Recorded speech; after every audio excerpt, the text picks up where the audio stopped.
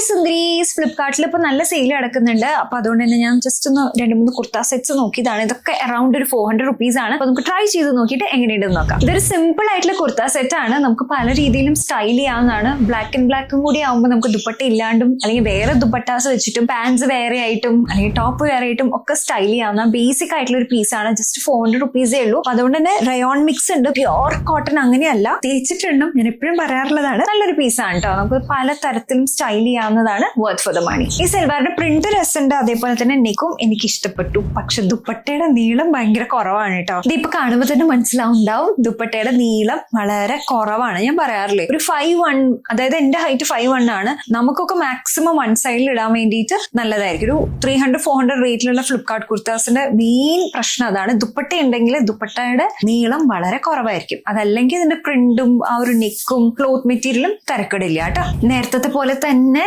ഇതിനും ദുപ്പട്ടയുടെ നീളം വളരെ കുറവാണ്. അപ്പൊ അതുകൊണ്ട് നമുക്ക് അതിനെ മാറ്റാം. ടോപ്പും ബോട്ടും പ്രിന്റ് ഓൺ പ്രിന്റ് ആയിട്ട് വരുമ്പോൾ രസമുണ്ട്. പിന്നെ ഇത് സ്ലീവ്ലെസ് ആണ്. സ്ലീവ്ലെസ് ഇടാൻ ഇഷ്ടമുള്ളവർക്ക് നല്ലൊരു ഓപ്ഷൻ ആണ് കേട്ടോ. അപ്പോൾ പ്രോഡക്ട്സ് ഇവിടെ ടാഗ് ചെയ്തിട്ടുണ്ട്, ചെക്ക് ചെയ്ത് നോക്കൂ കേട്ടോ. പിന്നെ എന്താണ് നിങ്ങളുടെ അഭിപ്രായം എന്നുള്ളത് എന്തായാലും കമന്റ് സെക്ഷനിൽ കമന്റ് ചെയ്യണേ. Love you, by.